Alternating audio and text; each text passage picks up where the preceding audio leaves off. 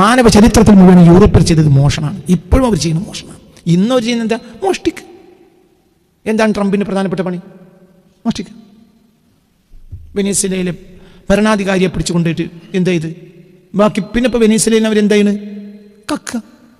കക്കാൻ വേണ്ടി ഒരു രാജ്യത്തിൻ്റെ പരമാധികാരം ഏൽപ്പിക്കപ്പെട്ട സ്വതന്ത്രമായ രാജ്യം ജനാധിപത്യപരമായി തിരഞ്ഞെടുക്കപ്പെട്ട് അധികാരം നൽകിയ ഒരു മനുഷ്യനെ പെട്ടെന്ന് ഒരു നിമിഷത്തിൽ ഓപ്പറേഷൻ ചെയ്ത് ആ മനുഷ്യനെ കൊണ്ടുപോയി. ഒരു 25 കൊല്ലം മുമ്പ് വരെ നമ്മുടെ കടൽ തീരത്ത് കാര്യമായി നടന്നിരുന്നത് മത്സ്യബന്ധനാണ്.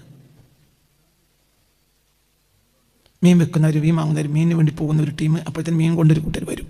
കടപ്പുറത്ത് കച്ചവടങ്ങൾ നടക്കും, പൊടിയായി നടക്കും, സംസ്കാരങ്ങൾ, കൊള്ളൽ കൊടുക്കൽ, ഇതൊക്കെ നടക്കും. ഇന്നിപ്പോൾ വൈകുന്നേരങ്ങൾ കടപ്പുറത്ത് പോയി നോക്കി. ഇപ്പോൾ നമ്മുടെ മുഖം വിനോദമാണ്. എന്തപ്പോൾ നടക്കുന്നത്? എന്നാ വിനോദം എന്ന് പറഞ്ഞാൽ കായിക വിനോദമാണോ? ആരെങ്കിലും അവിടെ പന്ത് കളിക്കുന്നുണ്ടോ? ഇല്ല. ഒരാൾ 10 ആൾ ബാറ്റ് കളിക്കുന്നുണ്ടോ? അതൊരു സന്തോഷം തന്നെയാണ്. ഇല്ല. വോളിബോൾ കളിക്കുന്നുണ്ടോ? അതും ഇല്ല. പിന്നെന്താണ് നടക്കുന്നത്? 10 ആണുങ്ങൾ ഇങ്ങോട്ട് പോകുക, 10 പെണ്ണുങ്ങൾ അവരെ വരച്ചുകൊണ്ട് അങ്ങോട്ട് പോകുക. അതിൽ വാപ്പ മരിച്ചപ്പോൾ ആ വീട്ടിൽ 10 കിലോ സ്വർണ്ണമുണ്ട് സങ്കല്പിക്കുക. ഒരു വാപ്പ മരിച്ചപ്പോൾ ഒരു വീട്ടിൽ 10 കിലോ സ്വർണ്ണമുണ്ട്. ആ വാപ്പാക്ക് ഭയങ്കര വലിയ വലിയ കമ്പനികളുണ്ട്. ആ വാപ്പാക്ക് വലിയ വലിയ സൂപ്പർ മാർക്കറ്റുകളുണ്ട്. വാപ്പ മരിച്ചു, ഉമ്മ നേരത്തെ മരിച്ചു, വാപ്പയും മരിച്ചു, കുടുംബത്തിൽ ആരുമില്ല. പിന്നുള്ളത് ആകെ ഉള്ളത് ഒരു എന്താ പറയുക, ഒരു 2 വയസ്സായ കുട്ടിയും ഒരു 3 വയസ്സായ കുട്ടിയും 4 വയസ്സായ കുട്ടിയും 5 വയസ്സായ കുട്ടിയാണെങ്കിലോ ഇനി ബാക്കി പറയും. പിന്നെന്താ ഉണ്ടാകുക? ആ കുട്ടികൾ പട്ടിണി നടന്ന് മരിച്ചു പോയി. എന്തുകൊണ്ട്? ഒരുപക്ഷെ ആ ജില്ലയിലോ ആ സംസ്ഥാനത്തെ ഏറ്റവും വലിയ ധനാഢ്യരുടെ മക്കളാണ് അവർ. പക്ഷേ കൈകാര്യം ചെയ്യാൻ അവരുടെ കൂട്ടത്തിൽ ഒരാളില്ല. ഇതാണ് മുസ്ലിങ്ങൾക്ക് സംഭവിച്ചത്.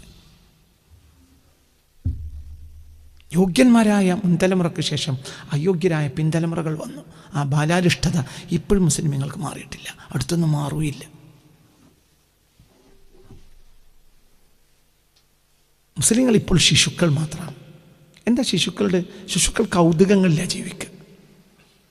മുസ്ലിങ്ങൾ ഇന്ന് ജീവിക്കുന്നത് കൗതുകങ്ങളിലാണ്. അത് വലിയ വലിയ താടിയും തൊപ്പറയൊക്കെയുള്ള വലിയ വലിയ ആളുകളായിരിക്കും. പക്ഷെ ഒരു ശിശുവിൻ്റെ ബുദ്ധിയാണ്. ശിശുക്കൾ എപ്പോഴും കൗതുകങ്ങളിലാണ് ജീവിക്കുക.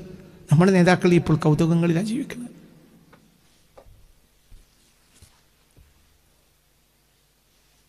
മനസ്സിലാവേണ്ട പറഞ്ഞ വളരെ ചിന്തിക്കുക. കൗതുകങ്ങളിൽ എന്നത് മനുഷ്യൻ ശ്രദ്ധിക്കുകയും ശ്രദ്ധിക്കാതിരിക്കുകയും ചെയ്യുന്ന സമയത്ത് അവൻ തന്നെ വെറുതെ ഒഴിവാക്കുന്ന സമയത്തെ കൗതുകം ശ്രദ്ധിക്കുള്ളൂ. ഇപ്പോൾ കണ്ണടച്ചിരുന്നോ അല്ലെങ്കിൽ കണ്ണടച്ചത് പോലെയോ തപസ് ചെയ്യുന്ന ഒരു മഹർഷിയോട് നിങ്ങൾ പോയിട്ട് പിന്നെ സതീശൻ ഭരണാധികാരിയായി എന്താ നിങ്ങൾ അഭിപ്രായം കേൾക്കുമോ? ചോദിക്കാൻ പേടിയുണ്ടാവും. എന്തുകൊണ്ട്? അദ്ദേഹം കൗതുകങ്ങൾ ശ്രദ്ധിക്കാത്തൊരു സമയമാണത്. അപ്പം ഈ മനുഷ്യൻ തന്നെ ഒരു കുട്ടിക്കാലം ഉണ്ടാവും. ഈ മനുഷ്യൻ തന്നെ തപസ് തൽക്കാലം വൈകുന്നേരം 5 മണിക്ക് നിർത്തി. പിന്നെ രാത്രി എന്താണ് അമ്പലത്തിൽ കുറച്ച് നേരം പോവും. പിന്നെ ഭാര്യയോട് കളിച്ചും ചിരിച്ചും രാവിലെ വരെ ഇരിക്കും. അതിൻ്റെ ഇടയിൽ നമ്മളൊരു സമയം ചോദിക്കും, എന്ത് കുറച്ച് കാര്യങ്ങൾ നമ്മൾ പത്രക്കാരാണ്, കുറച്ച് നേരം സംസാരിക്കേണ്ടിയിരുന്നു. തപസ് അനുഷ്ഠിക്കുന്നത് ഇരിക്കുമോ? എന്തുകൊണ്ട്? അതൊരു ഗൗരവമായ സമയമാണ്. മുസ്ലിം സമുദായത്തിന് സംഭവിച്ചു പോയത് കാര്യങ്ങൾ ഗൗരവമായി മനസ്സിലാക്കിയെടുക്കുന്ന നേതാക്കന്മാർ അസ്തമിച്ചു. നമുക്ക് വയസ്സായി, പക്ഷെ വയസ്സെല്ലാവർക്കും ആയി, പക്ഷേ ഗൗരവമായി കാര്യങ്ങൾ എടുക്കുന്ന ആളുകൾ ഇല്ല. ഗൗരവത്തെ ചർച്ച ചെയ്യുക, ഗൗരവങ്ങളെ ചർച്ച ചെയ്യുക. ഗൗരവങ്ങളെ ഇപ്പം ഞാൻ ഏകദേശം ഒരു 2, 4, 5 കൊല്ലമായിട്ടുണ്ടാവും. ഒരു 5 അല്ല, 2015 മുതൽ 11 വർഷമായി സ്ഥിരമായി ഞാൻ പറയുന്നൊരു കാര്യമാണ് എന്ത്? ദുഹാൻ വന്നിട്ടുണ്ട്. അനുകൂലമായോ പ്രതികൂലമായോ ഒരു കമൻറ്റ് വന്നില്ല. നാടന്മാർ ഇതിൻ്റെ താഴെ കമൻറ്റ് ചെയ്ത പോലല്ലോ പണ്ഡിതന്മാർ കമൻറ്റ് ചെയ്യണ്ടേ. ഒരു കമൻറ്റ് വന്നില്ല. പ്രതികൂലമായി വന്നാൽ മതി, ആയിക്കോട്ടെ, എന്നാലും ചർച്ച ചെയ്തല്ലോ. ഞാനൊരു 11 കൊല്ലം ചുരുങ്ങിയതായി 2015 മുതലെങ്കിലും സ്ഥിരമായി ഞാൻ പറഞ്ഞുകൊണ്ടിരിക്കുകയാണ് ദുഹാൻ വന്നിട്ടുണ്ട് കേട്ടോ, ദുഹാനെ കാത്തിരിക്കേണ്ട, ദുഹാൻ 1900-ലെങ്കിലും ആരംഭിച്ചിട്ടുണ്ടാവും എന്ന് ഞാൻ പറഞ്ഞിട്ടുണ്ട്, വർഷവും പറഞ്ഞിട്ടുണ്ട്. ഈ അടുത്ത എന്താ പറയുക, ഒരു ഇൻ്റർവ്യൂവിൽ ഒരു കുട്ടികൾ എന്നോട് ചോദിച്ചു 1900 എന്ന് പറയാനുള്ള കാരണം എന്താ. അപ്പോൾ ഞാൻ അവരോട് പറഞ്ഞു, അതെൻ്റെ ഒരു ഉള്ളറിവാണ്, അതിന് നിങ്ങൾക്ക് ഒരു സലക്ഷ്യം പറഞ്ഞു തരാൻ എനിക്ക് കഴിയില്ല, അതൊരു ഉള്ളറിവാണ്. പക്ഷേ ദുഹാൻ സംഭവിച്ചിട്ടുണ്ട്. എന്തുകൊണ്ടാണ് ഈ കാര്യത്തിൽ ഒരു ചർച്ച വരാത്തത്? നമ്മൾ അകപ്പെട്ട കാര്യത്തെക്കുറിച്ചുള്ളൊരു ഗൗരവത നമുക്ക് ഇല്ല.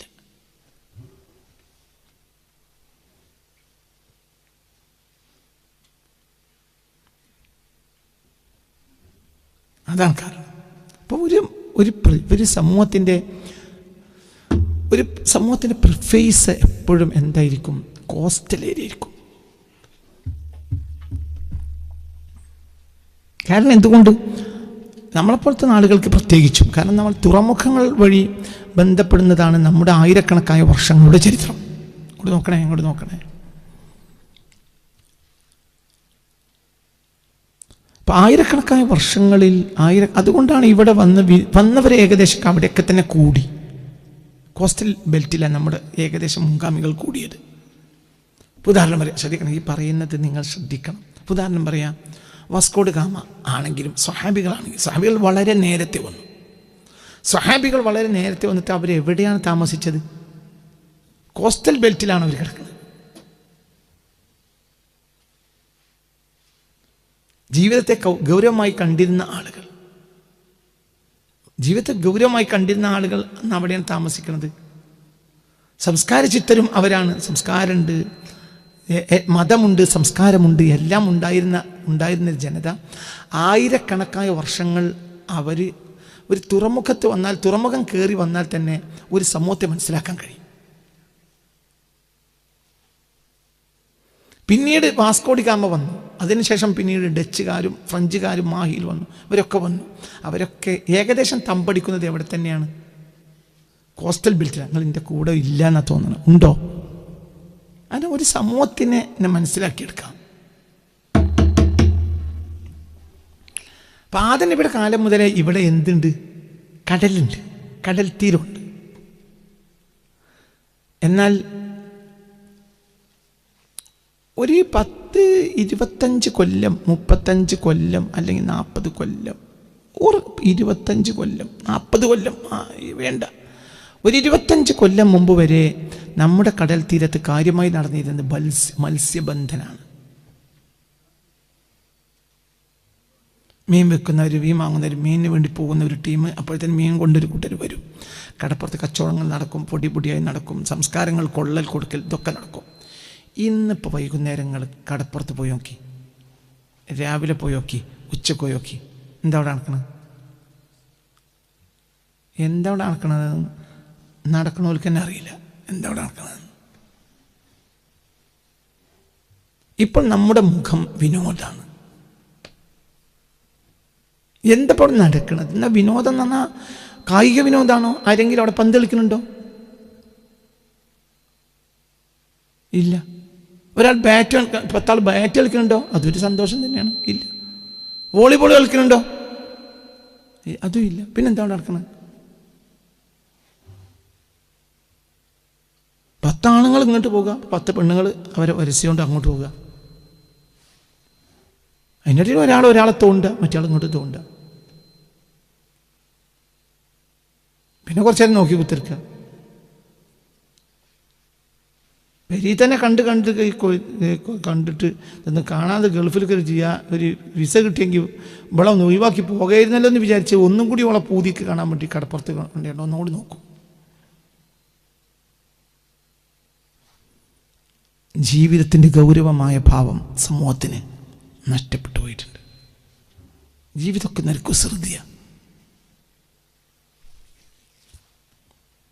ജീവിതം ഒരു കുസൃതിയായി മാറി. ഒക്കെ ഒരു കുസൃതിയാണ്, എല്ലാവരും കുസൃതിയാണ്. ജീവൻ നമ്മൾ നിസ്സാരപ്പെട്ട കാര്യമല്ല, ഭയങ്കര കാര്യം. അപ്പം നമ്മൾ പ്രത്യേകിച്ച് നമ്മൾ മുസ്ലിങ്ങൾ നമുക്കൊരു വേദഗ്രന്ഥമുണ്ട്, നമുക്ക് ഒരു നേതാവുണ്ട്. കാന അക്സറു ലഹ്കിഹി തബസ്സുമൻ, ജീവിതം മുഴുവനും പുഞ്ചിരിച്ച മനുഷ്യൻ മുഹമ്മദ് മുസ്തഫ. ഏറിയ ചിരിയും പുഞ്ചിരിയ പൊട്ടിച്ചിരിച്ചില്ല, പുഞ്ചിരിയ. കാന ഖലീലൽ കലാമി, വളരെ സംസാരം കുറഞ്ഞേ പറഞ്ഞിട്ടുള്ളൂ. പുണ്യ റസൂൽ കുറഞ്ഞ സംസാരം.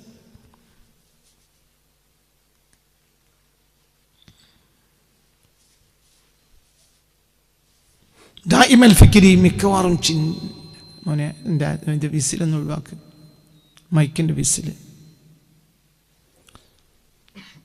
ദായിമൽ ഫിക്രി, മിക്കവാറും സമയം ചിന്ത, ആഴമുള്ള ചിന്തയാണ്.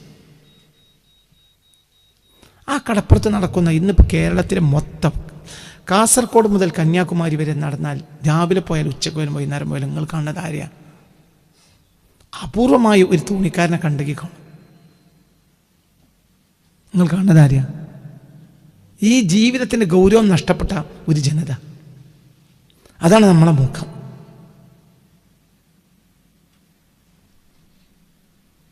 ഇപ്പോൾ വാസ്കോഡി ഗാമ ഇവിടെ വന്നപ്പോൾ ആ വാസ്കോഡി ഗാമക്ക് ഈ ജനതയെ പിടുത്തം കിട്ടിയില്ല. എന്തുകൊണ്ട്? ഇങ്ങനത്തെ ജനത അവർ കണ്ടിട്ടില്ല.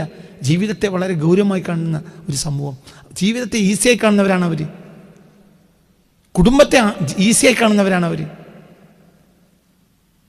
അവർക്ക് ജീവിതം ഈസിയാണ്, കുടുംബം ഈസിയാണ്.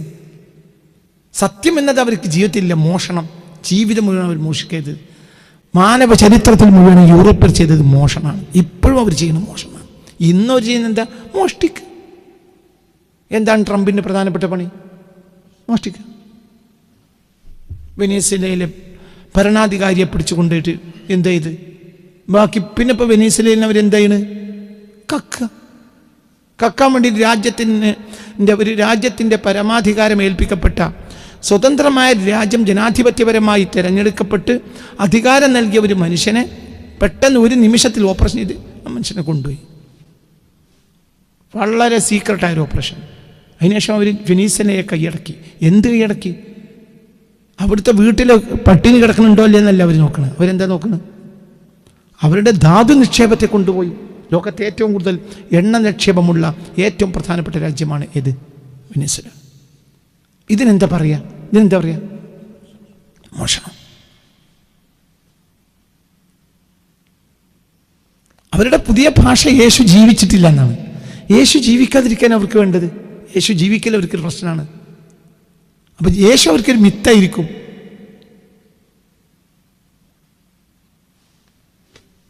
മനസ്സിലായില്ല?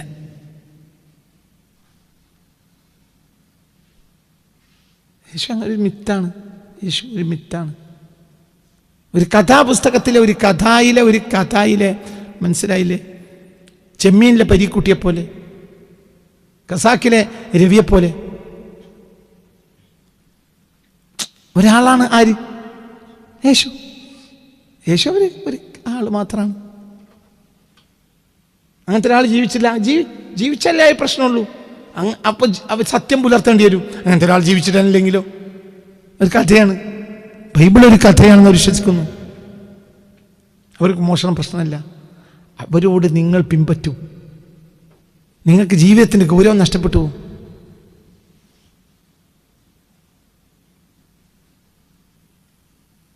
മതം പഠിക്കുന്നവർക്കും പഠിപ്പിക്കുന്നവർക്കും വരെ ഇന്ന് ചർച്ച ഈ അവസരവാദ രാഷ്ട്രീയമാണ്. ഈ അവസരവാദ രാഷ്ട്രീയം മതം എന്നാണ് ഏറ്റവും ഗൗരവമുള്ള വിഷയമല്ലേ. അതുവരെ പഠിക്കുകയും പഠിപ്പിക്കുകയും ചെയ്യുന്നവർ തല്ലുകൂടുന്നത് വരെ ഈ ഒരൊറ്റ വിഷയത്തിലാണ്. അവസരവാദ രാഷ്ട്രീയം. എന്തുകൊണ്ടാണ് മതപണ്ഡിതന്മാർക്ക് വരെ അവസരവാദ രാഷ്ട്രീയം ചർച്ചയാവുന്നത്? അവർക്ക് ജീവിതത്തിൻ്റെ ഗൗരവം നഷ്ടപ്പെട്ടു പോയി എന്നതുകൊണ്ടാണ്. അതിന് കാരണം ദുഹാനാണ്. എന്താണ് അവർ ചെയ്യുന്നത് എന്ന കാര്യം അവർക്ക് അറിയില്ല. കാരണം മറ്റൊരു വിഷയമല്ല. പഴയ കാലത്ത് 1957 EMS മന്ത്രിസഭ വരുന്നത്. അക്കാലത്ത് ഞങ്ങളെപ്പോലത്തെ പണിയെടുക്കുന്ന ആളുകൾ അത് പള്ളിയിലെ മുദരിസ്. ആ മുദരിസ് EMS മന്ത്രിസഭ വന്നു എന്ന് വരെ അറിയുന്നത് ചിലപ്പോൾ 2 കൊല്ലം കഴിഞ്ഞിട്ടിരിക്കും. അവർക്കത് അറിയേണ്ട വിഷയമല്ല. എന്തുകൊണ്ടത് ജീവിതത്തിൻ്റെ ഗൗരവമായ വിഷയമേ അല്ല. അതാരായാലെന്ത്? പണ്ട് നടന്നു നോക്കൊന്നും ഇപ്പം നടക്കും, അത്ര തന്നെ ഉള്ളൂ. ഇനിയിപ്പോൾ എന്ത് നടക്കാൻ പോണത്? പണ്ട് നടക്കും, അത്രയേ ഉള്ളൂ. പുതിയതായി ഒന്നും ഇവിടെ നടക്കാൻ പോണില്ല. ഹിസ്റ്ററി എന്ന് പറഞ്ഞാൽ ഹിസ്റ്റോറിയ, ആവർത്തിക്കുന്ന ചാക്രികതയാണ് സത്യത്തിൽ എന്ത്? ചരിത്രം. History secret to history. മനസ്സിലാക്കാൻ ചിന്തിക്കുക. അല്ലാഹു സുബ്ഹാനഹു വ തആല നമുക്ക് ബോധം തരട്ടെ. അപ്പം നിങ്ങളിവിടെ എന്താ ഞാൻ പറയാൻ കാരണം എന്ന് മനസ്സിലായില്ല. എന്താ ഞാൻ ഇത് പറയാനുള്ള കാരണം? ഇവിടുന്ന് ഇപ്പം ഞാനിത് ഇങ്ങോട്ട് വന്നത് ദുഹാൻ പറയാനും കാരണമുണ്ടോ? ദുഹാനിലേക്ക് വരാനുള്ള കാരണം എന്താ? ദുഹാൻ ഒരു എക്സാമ്പിളായി വന്നതാണ്.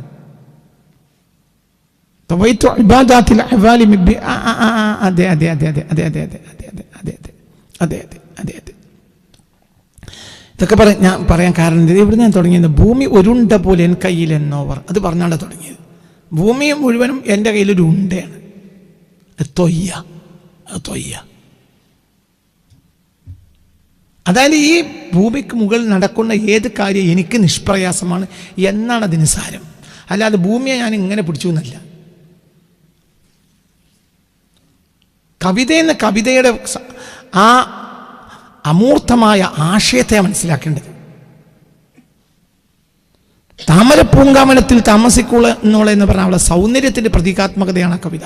അല്ലാതെ താമരയിൽ എങ്ങനെ അവൾ താമസിക്കാം? അവളെ കൈ വെച്ചാൽ തന്നെ താമരയുടെ എതള് വീണു. മനസ്സിലായില്ല? താമരപ്പൂങ്കാവനത്തിൽ താമസിക്കുള്ള എന്നോളെന്ന് ഒരു കുട്ടിയെ പറ്റി പറയുകയാണെങ്കിൽ ആ പെൺകുട്ടിക്ക് ചുരുങ്ങിയതൊരു 10, 17, 18 വയസ്സുണ്ടാവുമല്ലോ. 10, 17, 18 വയസ്സുള്ള ഒരാൾ താമരപ്പൂങ്കാവനത്തിൽ താമസിക്കുന്നുള്ള എന്ന് പറയാൻ മാത്രമാണെങ്കിൽ വളരെ അത്യാവശ്യം വെയിറ്റും ഉണ്ടാവുമല്ലോ. ഒരു 10, 50, 55, 60 കിലോ എങ്കിലും വെയിറ്റ് ഉണ്ടാവും. വെയിറ്റ് ഇല്ലെങ്കിൽ സൗന്ദര്യം ഉണ്ടാവില്ല. വെയിറ്റ് കൂടിയാലും സൗന്ദര്യം ഉണ്ടാവില്ല. വെയിറ്റിൻ്റെ അദാലത്താണ് സൗന്ദര്യം.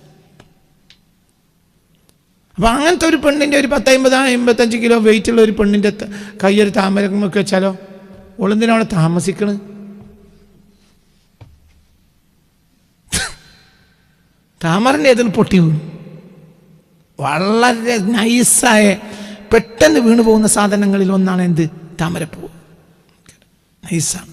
ഒരു സാധനത്തിൻ്റെ നൈസാണ് അതിൻ്റെ ഭംഗി വർദ്ധിപ്പിക്കുക. ഒരു സാധനത്തിൻ്റെ ഹാർഡ്നെസ് അതിൻ്റെ ഭംഗിയെ കുറക്കും. ചില പൂക്കൾ നമുക്ക് ഭയങ്കര ഭംഗിയൊന്നും, പക്ഷെ തൊട്ട പൊട്ടിപ്പോകും. ചില പൂക്കളുണ്ട്, ആ പൂക്കൾ എത്ര എങ്ങനെ മേപ്പെട്ടും കീപ്പിട്ടും പിടിച്ചിട്ട് കാണിച്ചാൽ അതിനൊന്നും പറ്റില്ല. അതിന് സൗന്ദര്യം കുറവായിരിക്കും. അപ്പോൾ താമരപ്പൂങ്കാവനത്തിൽ താമസിക്കുന്നോളെ എന്ന് പറഞ്ഞാൽ അവിടെ മനസ്സിലാക്കേണ്ടത് താമരപ്പൂങ്കാവനത്തിൽ അവൾ എണീറ്റിക്കാന്നല്ല, അതൊരു ചിത്രം വരക്കാം. സരസ്വതി ദേവി താമരയിൽ നിൽക്കുന്നതായി നമുക്ക് വേണമെങ്കിൽ എന്ത് ചെയ്യാം? ചിത്രം വരക്കാം. സരസ്വതി ദേവി വന്നാൽ പോലും എന്തിനു പറ്റൂല? താമരയിൽ കഴിക്കാൻ പറ്റൂല. നിങ്ങളിൻ്റെ കൂടെ ഇല്ല. അപ്പം അവിടെ സൗന്ദര്യം മനസ്സിലാക്കേണ്ടത്. കവിതയിലൊക്കെ കവിതയിലെ കാൽപ്പനികത്വമാണ് അതിൻ്റെ സൗന്ദര്യം. അപ്പം ഭൂമി ഒരു ഉണ്ട പോലെ എൻ കയ്യിൽ എന്നോവർ എന്ന് പറഞ്ഞാൽ ഞാൻ ചുരുട്ടി. ഇതൊരു ചുരുട്ട്, ഇതും ഭംഗിയാണ്, ഇതൊരു അലങ്കാര എന്നൊരു സത്യമാണ്. ഈ ആശയത്തിനുള്ളിൽ ഒരു സത്യം കിടക്കുന്നുണ്ട്. എന്ത്? എല്ലാ ആരാധനകളുടെയും മർമ്മം എന്ന് പറഞ്ഞാൽ ആരാധനയുടെ കാതൽ മുഹബ്ബത്ത് റസൂലില്ല, പുണ്യ റസൂലിനുള്ള സ്നേഹമാണ്. മറ്റൊക്കെ നിഫാഖ. ആരാധനയുടെ കാതൽ അതാണ്. ഇപ്പൊ കാതൽ ഒരു വലിയ തേക്കാണ്. എന്തൊരു ഇങ്ങനെ പിടിച്ചാലും പിടിയടങ്ങാത്ത തേക്കാണെങ്കിലും അതിൻ്റെ കാതലിനെ ഒരു ചെറിയ കുട്ടിക്ക് പിടിച്ച് അടക്കാൻ കഴിയും. മറ്റൊക്കെ വെള്ളം നല്ലത് വേഗം വിറകെണ്ണ കൊടുക്കലാണ്. കാരണം അതുകൊണ്ട് നമ്മൾ വാതിലാക്കിയാൽ കാതലെന്നെ കുത്തുന്ന കാലത്ത് വെള്ളം കൊണ്ട് വാതിലാക്കിയിട്ട് എന്താ കാര്യം? നിങ്ങളിൻ്റെ കൂടെ ഇല്ല. നിങ്ങൾക്ക് പറഞ്ഞത് മനസ്സിലായില്ലേ? അപ്പം ഒരു തേക്കാണെങ്കിലും എത്ര കുബിക്കുള്ള തേക്കാണെങ്കിൽ പോലും തേക്കിൻ്റെ മർമ്മം എന്ന് പറഞ്ഞാൽ എന്താണത്? കാതലാണ്. അതുകൊണ്ടാണ് എന്ത് ചെയ്യുന്നത്, മരക്കച്ചവടക്കാർ വെള്ളക്ക് കാതലിൻ്റെ പെയിൻ്റ് അടിക്കും, ഒരിക്കലും കാതലിന് വെള്ളൻ്റെ പെയിൻ്റ് അടിക്കൂല. നിങ്ങൾക്ക് പറഞ്ഞാൽ മനസ്സിലായോ? കാതലിൻ്റെ പെയിൻ്റ് അടിക്കും, കാതൽ പെയിൻ്റ് അടിക്കും. എന്തിന്? വെള്ളക്ക്. എന്നാൽ വെള്ള ചുരുക്കും. സുലൈമാൻക്ക് എന്തിനാ സിദ്ദീഖിനെ ഒതുക്കുന്നത്? സിദ്ദീഖ് മരക്കച്ചവടക്കാരനാ, ഓരോ തട്ടിപ്പാണല്ലോ പറഞ്ഞേ എന്ന് പറഞ്ഞതുപോലെ ആരാധനക്കൊരു കാതലുണ്ട്. ഖൽബുൽ ഇബാദത്ത് മഹബ്ബത്തുല്ലാഹി വറസൂലിഹി, അള്ളാഹുവിനോടും റസൂലിനോടുമുള്ള പ്രേമമാണ് എന്ത്? ആരാധനയുടെ കാതൽ. മറ്റൊക്കെ ഒരു പെയിന്റിങ്. എനിക്ക് 25 റക്അത്ത് തഹജ്ജുദ് നിസ്കരിക്കുക, അള്ളാഹു റസൂലിനോട് പ്രേമല്ലെങ്കിൽ അത് കാതലിൻ്റെ പെയിന്റ് വെള്ളം കടിച്ചതാണ്. ഒരാൾ നേരം മുൾക്കൊള്ളുന്നവരെ കിടന്നുറങ്ങി ഒന്നുമില്ല, പക്ഷേ അള്ളാഹു റസൂലിനും ഭയങ്കര ഇഷ്ടമാണ് എങ്കിൽ അയാൾ കാതലുമാണ്. കാതൽ ചിലപ്പോൾ തഹജ്ജുദ് നിസ്കരിച്ചോളണമെന്നില്ല, എന്നാൽ തഹജ്ജുദ് നിസ്കരിക്കുന്ന വെള്ളക്ക് മുഴുവനും കാതൽ ഉണ്ടായിക്കോളൊന്നുമില്ല. വെള്ള പെയിൻ്റ് അടിക്കുക എളുപ്പമാണ്. അതാണ് നമ്മൾ നിസ്കാരം. ഇന്ന് നമ്മൾ വെള്ളക്ക് കാതലിൻ്റെ പെയിൻ്റ് അടിക്കലാണ് ഇന്ന് നമ്മൾ കാട്ടിക്കൂട്ടുന്ന നിസ്കാരങ്ങൾ. എവിടെ നിസ്കാരം, അവിടെ നിസ്കാരം ഓത്തും. ഇതിനനുസരിച്ചൊരു ഇഖ്ലാസ് നമുക്കുണ്ടായിരുന്നുവെങ്കിൽ ഒരിക്കലും സമൂഹം നമ്മൾ ഇങ്ങനെ അടിമപ്പെടുത്തൂലായിരുന്നു. അപ്പോൾ ആരാധനകൾക്കൊരു കാതലുണ്ട്. ആ കാതലിനെ കണ്ടെത്തണം. ആ കാതലാണ് എന്ത്? മഹബ്ബത്തുല്ലാഹി വ മഹബ്ബത്ത് റസൂലി, അള്ളാഹുവിനോടും റസൂലിനോടുമുള്ള പ്രേമമാണ് സത്യത്തിൽ എന്ത്? അത് എനിക്കുണ്ട് എന്ന് കവി പറയാ. കവി അത് പറയാൻ വേണ്ടി യോഗ്യനുമായിരിക്കും. കവി അങ്ങനെയുണ്ടല്ലോ, അന സയ്യിദു ഉൽദി ആദം, ഞാൻ ആദം സന്തതികളുടെ നേതാവാണ്. വലാ ഫഖ്റ, ഒരു ദുരഭിമാനമല്ല, പക്ഷെ പറയല്ല ആവശ്യം.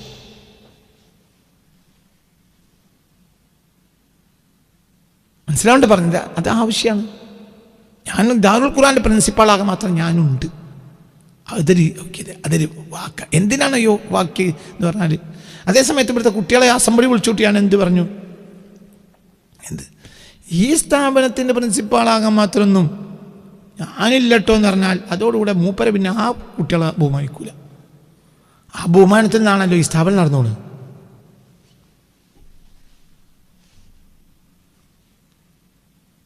നിങ്ങൾക്ക് പറഞ്ഞാൽ മനസ്സിലായോ?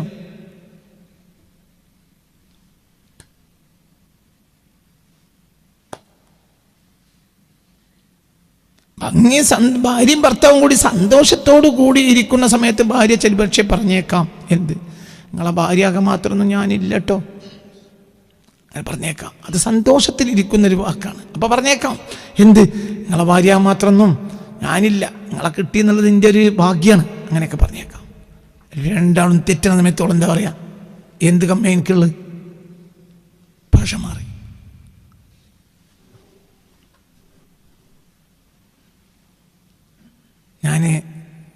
ഞാൻ അഹമ്മദാബാദിൽ വെച്ചൊരു ഭാര്യയും ഭർത്താവും തല്ലൂടുന്ന കണ്ടു. 2015 ആ പെണ്ണ് പറഞ്ഞു, മുझे क्या कसूर है, मुझे क्या कसूर. മനസ്സിലായില്ല? ഞാൻ പിന്നെ ബാക്കി ഭാഷ ഊഹിച്ചു. ഓൻ വേണമെങ്കിൽ വേറൊരു പെണ്ണിൻ്റെ കൂടെ പോയിട്ടുണ്ടാകാം. മനസ്സിലായില്ല? അവൻ വേറൊരു പെണ്ണിൻ്റെ കൂടെ പോയിട്ടുണ്ടാകാം. അപ്പോൾ അവനെ കണ്ടെത്തി ഇവള് അതിരാവിലെ, ആ സമയം അതിരാവിലെ അടിക്കുക, ഭാര്യ ഭർത്താവിനെ അടിക്കുന്ന നേരത്തെ ഇവൾ പറയാ ഇവനോട്, മുझे क्या कसूर है, എനിക്ക് എന്ത് കമ്മിയുള്ളു, मुझे क्या कसूर है, मुझे क्या कसूर. അതേ ഇവൾ ഒരു പക്ഷേ 25 കൊല്ലം മുമ്പ് കെട്ടിയന്ന് എന്ത് പറഞ്ഞിട്ടുണ്ടാവും? നിങ്ങൾ ഭാര്യയെ കിട്ടി ഭാര്യയാകാൻ കഴിഞ്ഞു എന്നുള്ളത് എൻ്റെ അഭിമാനമാണ്. അപ്പൊ ഈ ഓരോന്നിനും ഓരോ ഭാഷക്കും ഭാഷയുടേതായ സൗന്ദര്യമുണ്ട്. എല്ലാം ഞാൻ ചുരുട്ടി വെച്ചിട്ടുണ്ട് പറഞ്ഞാൽ ഞാൻ അതിന് മാത്രം ഉണ്ട് എന്നർത്ഥം. കവി ഉണ്ട് താനും. ഈ കവി സിറാത്തുല്ലദീന അൻഅംത അലൈഹിം എന്ന വിഭാഗത്തിൽപ്പെട്ട ആളാണെന്ന് മനസ്സിലാക്കിയാലേ ആ കവിയെ പോലെ നമുക്ക് രക്ഷപ്പെടാൻ കഴിയുള്ളൂ.